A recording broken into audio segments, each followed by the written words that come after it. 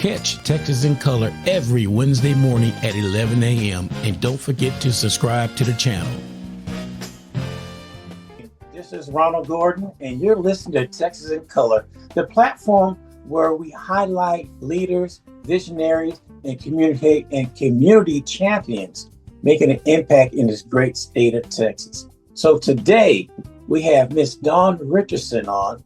She is 39 years in education.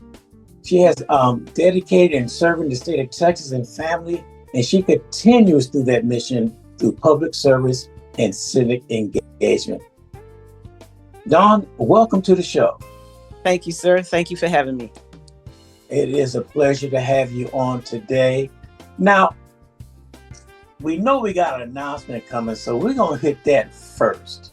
Because I read something on you, and so let's let everybody know. Get together, let us everybody know what the announcement is. I'm Dawn Richardson, and I'm running for Texas State Representative, House District 54. Whoa, in 2026. I like that. Yes. I mean, that's something that's good. So what you're running for that, and this is the midterm coming up, because this is going to be a big election. Yes, it is. The election just happened about a week ago, 2 weeks ago. I think the voters spoke across the country when they're tired of what's going on. Yes, they are. But I hate saying this. How would our voters, they would turn around and it'd be short-lived. Like they'll forget about it when it comes down to November. Yes. Think it'll start going great all of a sudden, and all of a sudden, oh yeah, it's everything gonna be all right. So we know it's not. Yes. And we know it's not gonna get any better. With you running in 2024 and now coming up with 2026, what other ideas, or how are you going to run this race compared to your last one? Well, the first time when I ran, I was new. And so when you're a first time candidate, there's a lot of things you don't know. And one of the things that I did not take advantage of enough was communicating through social media, through TV, through the newspapers, etc. And I found during that time how many people were not aware of what's going on. And even now, getting out early, starting to meet people early, talking to people, they still don't have a clue. For example, that big, beautiful bill, everybody's talking about it. People are, like you said, they're going to get complacent. They're not going to think about it because the effects of that bill do not occur till almost after the 2026 midterms. That's when people are going to really feel the hurt. But by then it may be too late. So it's up to us and you with this platform, as well as so many others. We have to continually educate and get the word out and not let it die, not let that momentum go away. Make sure that people understand really what's coming up. In our state, we have the vouchers. They have not really taken full effect yet, but people are going to see it's not that panacea, that not that many parents are going to have access to those. And so all that's going to happen over the long run is the one system that our students and our parents and our communities depend on, which are our public schools. They're going to be financially impacted and they're going to be hurt. Yeah, and speaking, you brought the vouchers up.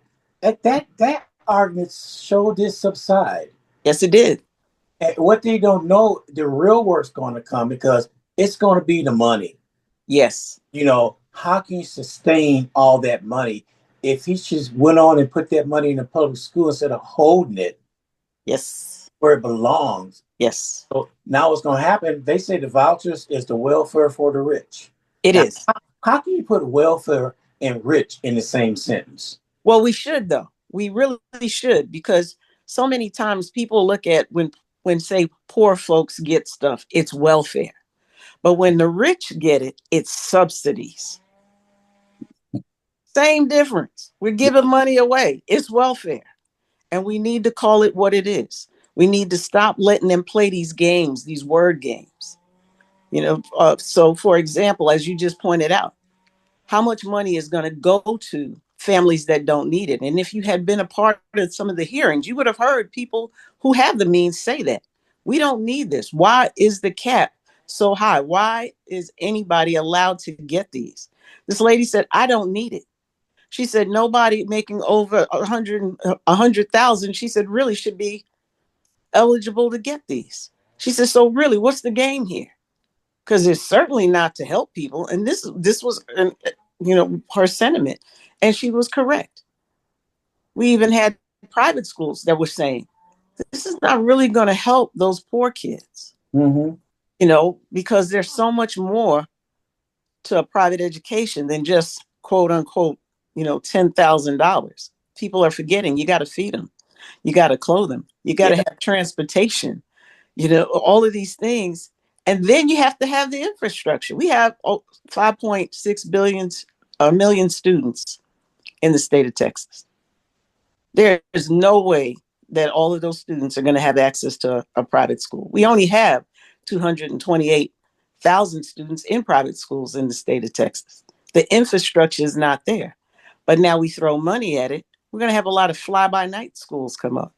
And being that they don't have to play by the same rules that the public schools do, how do we know those kids are being educated? How do we know that the services are going to be better? If you look at other states, that's not the case. You have states like Arizona who is about to go bankrupt because of their vouchers. They're having to cut programs to pay for those vouchers. You have states that have, like Illinois, that have sunsetted their program because it's just not working. So I'm not sure what the motivation was here other than to give welfare to the wealthy, to give another tax break to the rich. I would say one of them was greed. I'm just going to throw that out there. But this is what I don't see them looking at. Mm-hmm. Rural counties do not have a private school, and it's stipulated in the bill you got to be at least 2 years as a private school. Mm-hmm. The point I'm getting ready to make is this: Mm. they wanted to hit the minorities. That's what they wanted to hit. Now, if you turn around with the rural counties that do not have a private school, Mm-hmm. counties voted Republican. Yep. Basically, that's what they voted Republican. So if schools shut down their county, they can't say it's the Democrats' fault. Of course. And they're going to, and the thing is, over and over again, when their policies fail, they blame the Democrats. And I blame the Democrats in not fighting back and pointing out we had nothing to do with that. But we need to do it at the onset. Coming up and being reactive is not what we need to be. We need to be proactive and get those messages out there ahead of time. For example, as you just pointed out, rural counties do not have access many times to these private schools. 75% of my district is rural, and there are no private schools out there. One of my areas, one of my ISDs could not even do summer school just this past year because they didn't have the funds. So our schools are already being impacted by the lack of resources, the lack of funding. And now we're going to throw these private schools in here too. Both actually can end up hurt. Because if you got a private school that's going to be dependent or think they're going to be dependent on vouchers, and then they find out they're only going to get maybe one or two.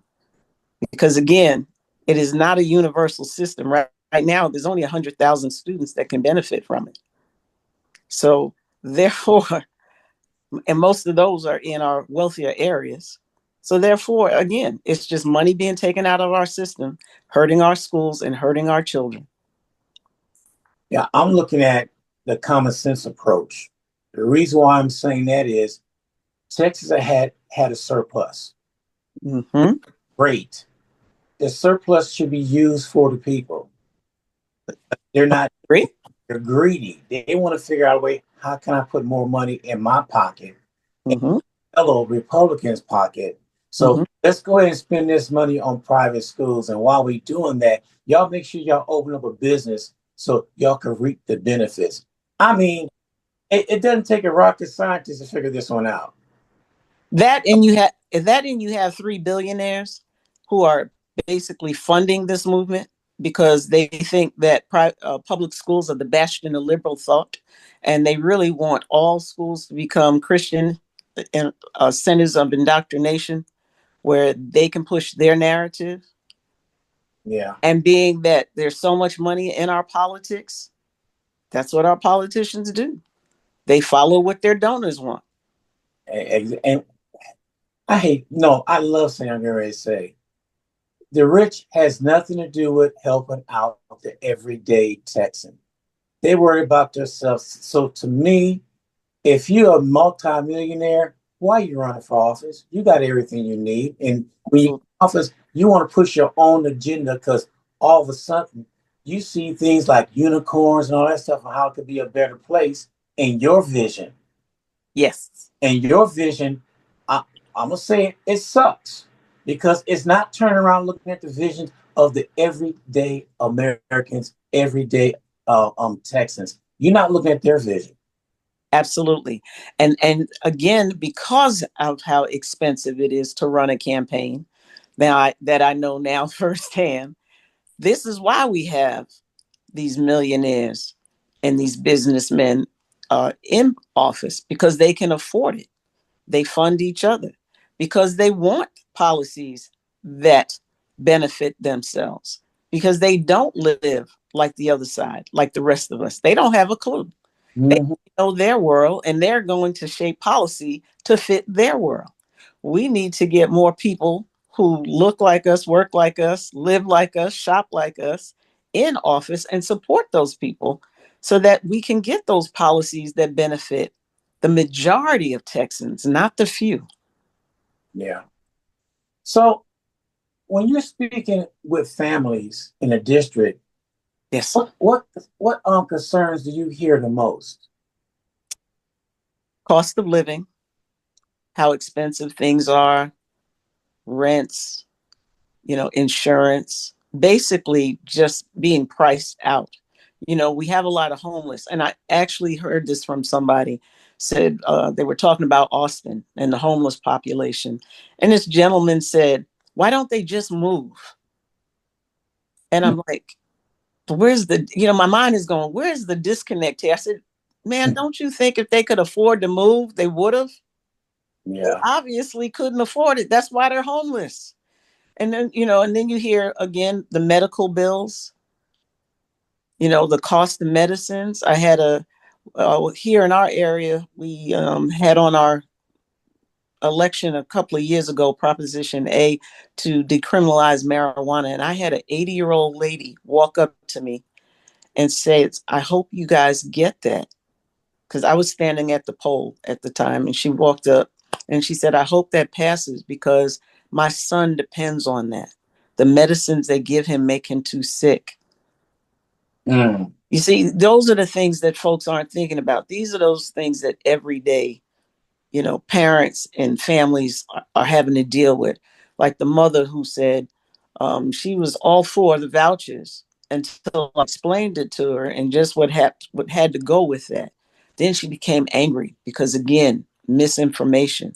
I had a private school couple, after we talked about them, realized that they're not a good thing.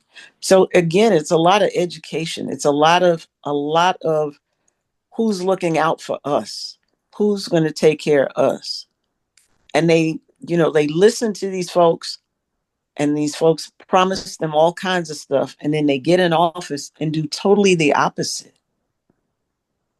But what mind boggles me is they vote for them again.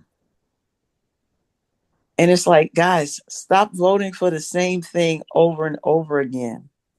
Give somebody else a chance to make it right. Military families, working families, Mm-hmm. long-time residents all have different needs. Yes. How do you plan to represent such a diverse community? One of the benefits is I am an Air Force brat and an Army wife. So I understand that particular side of the equation. And here, a majority of these parents, majority of these people who live here are either ex-military or still military, and we're a very transient district in that respect. We need to make sure, and that's one of the things, even not elected, that we've been doing, is trying to connect all of the different organizations that are out here to help folks. You know, a lot of times we only get people to come out and vote, say for the president, and they don't realize that they need to vote up and down the ballot, that really the local elections are the ones that are going to affect them the most. And we need to get those local leaders out here, and they are doing a good job of coming out and talking to folks and letting folks know what can be done, what can't be done, what resources are here. How do we represent that? How do we make sure that we have what our transient parents and families need? Because again, our military, as you just pointed out, they're coming and going. And so you want them to have the best experience while they're here. One of the things that just passed in the Texas legislature was the 100% disability exemption for property taxes. And that's a great thing. You know, our veterans deserve that. But what folks don't realize is the state's not funding that the way it should. You know, it's a state mandate, but their local taxes are funding the majority of that. So if you have a city like I'm from, here in Killeen, where that bill is $15 million and the state was only given $2 million. Oh. So that had to be made up in property taxes. See, and folks don't, you know, they see their taxes going up. They don't, because they don't know. That's what I'm saying. We have to communicate more. Why are we having to raise taxes? Well, because we're not getting this money. So now the state just passed it for the entire state. So now wherever you live, you can get that exemption, which it should be. But guess what? They did not raise the amount they're giving. So they actually decreased how much they're sending to this area, as opposed to increasing. So what's going to happen? Either services get cut or taxes have to go up. Yeah. See, they think they slick. Oh, they do. But again, we have to do a good job of making sure that folks understand that part. Right. Because again, when I was explaining, you know, when I talked to parents, for example, and we were talking about the school system, and this lady looked at me and said, "So really, when they tell us there's no money for these things, they're telling us the truth?" I said, "Yes, they are." Yes, they are. And so that's what we have to do. We have to do a better job of communicating and getting that message out there. Yeah. So let's switch over to healthcare and women's rights. Ooh. Oh, I hit a nerve on that one, huh? Because as another thing I'm going to bring up about one of the amendments that I disagree with, but we'll tackle that down the line. Okay. Healthcare access continue to be a major issue across Texas, especially for women, seniors, and rural communities. What changes would you like to see at the state level to ensure Texans can get that care that they need? Ooh, that is a good question. How much time we have? The first thing I want to do is help repeal the 6-week abortion ban. Abortion is healthcare. Now, there are folks thinking, "Oh, you just want to kill healthy babies and all that." No, I didn't say that. That's not my choice. You know, what I believe in for myself is one thing, but what should be there is every woman should have that right, that choice. I can't tell you how many women I have talked to, say my age, and said, "God, I wouldn't be here if I came up under the healthcare ban. I had an ectopic pregnancy and had to have an abortion, and it wasn't found till 8 weeks into my pregnancy." You know, I had another lady tell me her baby died and wasn't passing. And she said, "Thank God I wasn't, you know, born this time." She said, "I'd be dead too." I know, you know, personally, back in the day, I had a teacher whose baby died.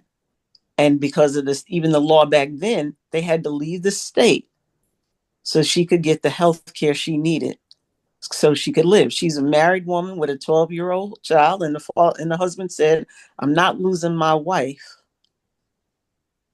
because of this." And so that choice should be left up to doctors, to medical professionals that woman and her God. We have no right to be in the exam rooms of these women and making those kinds of choices, especially when we do not have in place Medicaid, SNAP, all of these benefits to help these children that we claim we want to bring into the world. Because there's a difference between being pro-life and against abortion and all of this stuff. You can't say that you're pro-life and then once the baby's here, you don't care about it anymore. You don't make sure that this woman has health care. We have the second highest infant and maternal mortality in this state. That should not be. We have so many gynecologists and obstetricians leaving this state because they're afraid to practice. We have rural areas that have no access to that kind of care, that they have to travel hours to get that kind of care. That should not be. We are the 8th largest economy in the world, not just the United States, in the world. There's no reason that we do not have a better healthcare system than we do.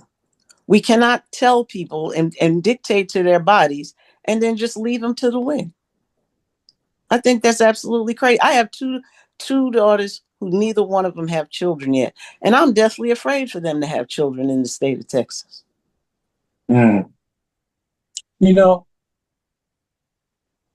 me and my wife was talking one day, and I brought up a point, and she looked at me and said, "You're a man. That came out your mouth?"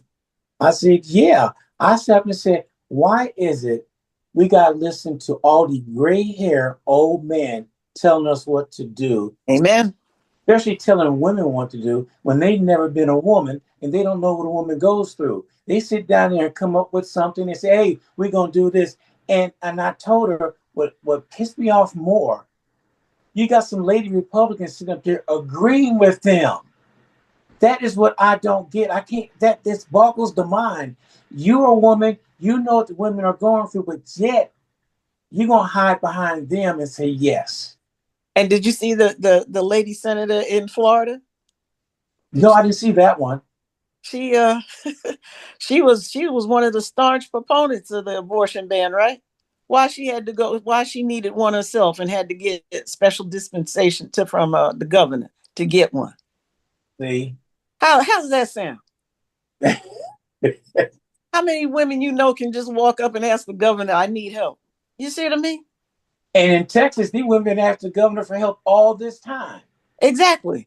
No, he said, in special circumstances. Well, if the mother's going to die because she keeps his baby, that's a special circumstances.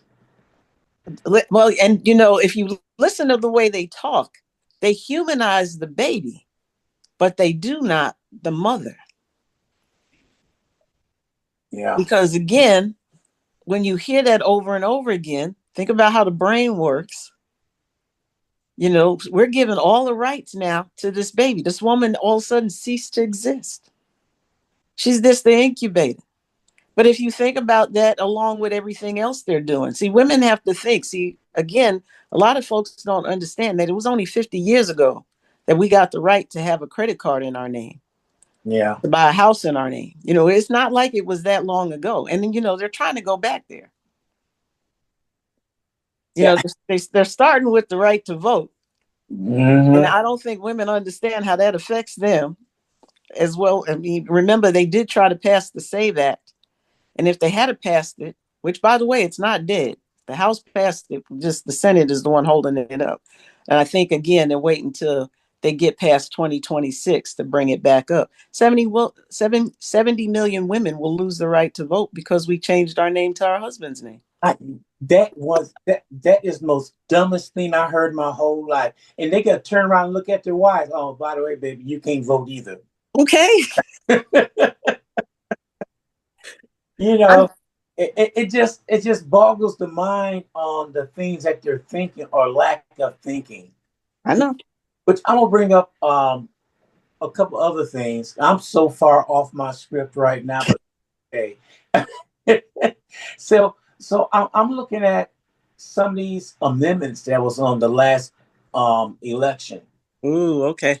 And I'm thinking, I want to say it was number 7. If I'm right. If I'm wrong, I'm pretty sure you probably know where I'm coming from this one. Okay. Talking about the military wives. Mm-hmm. If the husband passed away, Right. they get something, but then it says they are now not allowed to remarry. But what? And I bet you a lot of women didn't read that part. Because what I did, I broke down the amendments, all 17 of them, and I voiced it and I did pros and cons and then gave my summary of it. Good. Let people know what it was. And I put it on Texas in Color, and people were reading it because I wanted to know what it was all about. All But right. to tell a widow of a military husband that she Mm-hmm. cannot remarry or she will lose so and so type of benefits, if I read it right, Yep. that is ludicrous. Well, I mean, theoretically, say you have a widow who she gets her husband's pension. If she does remarry, she will lose that. Um, just because she has well, if she remarries another military person. So in other words, she can't double dip, but she can remarry somebody else and get it. But here, what they're saying is, if she remarries, then that property exemption tax will go away. Mm-hmm. Well, I'm trying to figure out who sits down and write this stuff. Are they high or what? No, no. And in fact, if you really looked at those amendments, as we stated earlier, they weren't written for the working class. The Mm, majority of those amendments only benefit those who have money. You mm. know, let's just keep it. And I cannot believe how many people voted and passed all of those.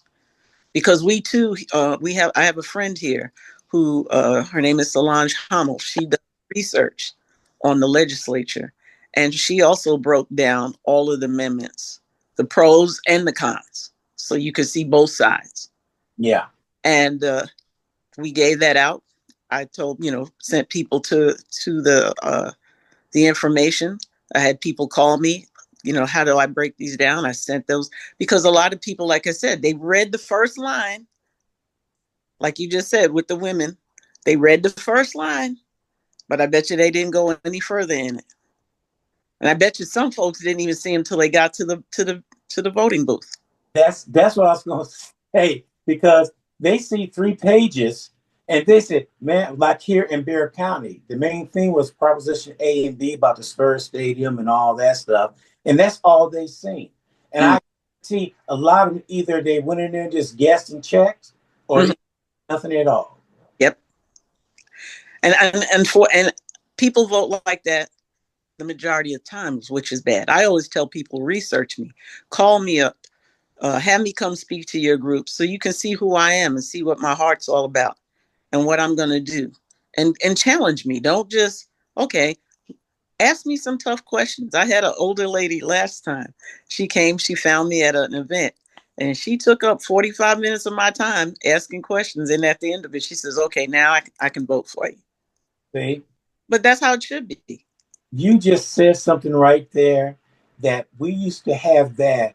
I'm from Illinois in the Chicago area, and churches and community centers will set up things like that for people to come in with the candidates coming in, and we will talk and we want to know what's best.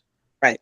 Regardless what the candidate was for, we went over everything. Now, be honest with you, Mm-hmm. some candidates, Republicans, do not want to show up in a public forum because they know they don't want to get yelled at by their own people. Exactly. And we do it here. I mean, but it's most like, as you just pointed out, it's mostly the Democrats who do it. My opponent, for example, did try to have a couple of town halls, and his folks ate him up. Mm. I was like, wow, because my opponent is the author of the voucher bill. And Wow. yeah, yes, coming from an area where we have 4,000 students. Second largest employer is our public school system, and you're the author of the voucher bill. Mm. Has Well, parents were educators. His wife was an educator. But you're the author of the voucher bill. Mm-hmm. Which goes in this next question. I didn't think it was going to come up like this, but voter engagement is always a challenge in local races. Yes. What steps are you taking to reach voters early or consistency during this cycle? Like I said, the things that I learned from the first time. So one, I am coming out more. I am doing more block walking. I am showing up. Now, I showed up at events before, but a lot of times what I found was it's the same people that show up all the time. Uh-oh. Did I freeze? No, you're good. Oh, okay. Go on my side. It looked like it froze. I apologize. Um, so I am, doing the walks, making sure I did the walks the first time, but I started earlier this time. Like I said, I'm using social media more. Already formulating several commercials because again, you got to reach people where they are and they're not going to come out. Many of the events we'll have maybe 30 people show up when we were planning for 200 or what have you, because this is a big area. I have to get in. I won more precincts, but again, even in those precincts, the voting numbers were low. I got to get to those people and say, hey, you can make a difference if you come out, and vote. And so I'm doing things like this early, so I thank you for the invitation. I will use, when you send me some of these clips so that people can hear me in my own voice, not just read about me, but actually see. And like I said, I tell everybody, invite me. I went to churches the first time and I thank God most of them let me speak at those churches. I've been going to events, like I said, uh, talking to people, but people stop me in the stores now, which is good, and talk to me. I had a long conversation in the parking lot about a couple of days ago. People are recognizing me and talking to me. And what's neat is a lot of times what they think the state has control over actually is more the local level. And what I enjoy here is I know most of our local people, we're all pretty close. So when people bring things to me, I give it to who needs it. So in other words, if it's a city problem, I call my two council member friends. If it's a county problem, I call my commissioner, and say, hey, this is out here. And he's very responsive to those things. So we have to work together. This is my goal. When I get elected, I don't want to be that person over there. I want to be in the thick of it. When they have town halls, I want to be a part of that. Because as I keep telling people, y'all are missing the third piece here, and that's the state. Mm-hmm. All three have to work together, local, county, and state, to make things better for this area. And that's what I want to do. Okay. So now, if someone was listening today, they want to support your campaign, volunteer, or simply learn more, Mm-hmm. get involved. One, they can go to my website, www.dawn4texas.org. On there, you can read about me. You can see how to donate. There's a link to volunteer, to the volunteer form, because we need it all. We need the money. It's like I keep telling people, if you want good representation, just like you want, say, good food or you want good housing, you got to pay for it, right? So you got to help us out. We do need money. It is more expensive than I can even state here. So we need those resources, but we need you as a volunteer. Guys, if you got a candidate, go out and support them. Help them walk the blocks, help them make phone calls, spread the word about them, attend their events and bring people with you. Don't you just come, take people with you, to those events. So, because this is about us. As I tell people, I'm not in this for me, I'm in this for we. And I want this to be better for all of us because we deserve that. Mm. Dawn, it's been an honor having you on Texas in Color today. Your passion for education, community, and public service is clear, and we appreciate the work you are doing to uplift families across our state. But before we wrap things up, what final message will you leave with your voters of Texas? Guys, we have to take back our power. Our power is our vote. Our vote is our voice. And we have to start electing people that think like us, work like us, and understand our day-to-day struggles. We deserve that. We deserve representation that's going to go up there and fight for those things that we need, that we want, because we deserve it. We pay our taxes too. And we deserve the same treatment as any other person, whether it be the richest man in the country or the poorest. We are all human beings. We all have dignity, and we all deserve an equal opportunity to exist, to live, and to thrive. Texas, we deserve this. We deserve a new dawn. I like when you threw that in there. Once again, our guest today has been Dawn Richardson, a dedicated educator and a community advocate, stepping forward once again to serve the people of Texas. Thank you for tuning in for another edition of Texas in Color. Stay connected, stay informed, stay inspired. Until next time, this is Ronald Gordon signing off. Have a good one. Thank you again, sir. Okay, we'll talk to you later. All right. Okay. Thank you for watching Texas in Color. Please tune in every Wednesday at 11 a.m. And please don't forget to subscribe to the channel and hit that notification button so you'll be notified each and every time we go on live.